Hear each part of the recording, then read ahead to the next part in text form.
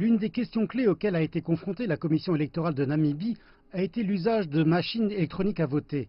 Ceci a fait l'objet d'une question débattue devant un tribunal parce que les partis d'opposition s'inquiètent de ce que les résultats puissent être aisément falsifiés, ne laissant aucune trace vérifiable sur papier. À 6 heures du matin, il y aura un test préalable au scrutin et des agents des partis devraient prendre part à ce processus. Le test pré-scrutin vise à garantir à ceux présents au bureau de vote qu'il n'y aura aucun vote enregistré dans l'unité de contrôle. C'est donc une étape très importante pour les agents et observateurs des partis. La Namibie compte 4241 bureaux de vote répartis dans tout le pays.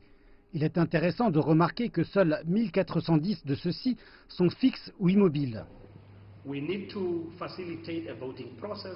Nous avons besoin de faciliter un processus de vote dans les petits villages, les fermes commerciales et tout aussi important dans les prisons, les cliniques, les hospices pour personnes âgées, etc.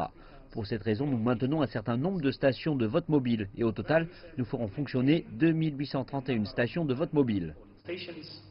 Mais tout le monde n'est pas satisfait des stations de vote mobile et de l'utilisation des machines de vote électroniques dans ces unités.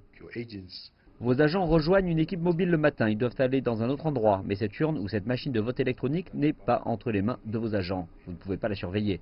Tandis que les véhicules se déplacent, des gens appuient là où ils veulent, il est très difficile de contrôler et c'est ce pourquoi nous insistons sur une véritable trace en papier vérifiable. Il y a plusieurs missions d'observateurs dans le pays qui ont contrôlé les dispositions pour la préparation de ces élections. J'exhorterai notre commission électorale nigériane indépendante à dialoguer avec vous. Je m'assurerai qu'ils viendront ici et vous rencontreront pour vous écouter.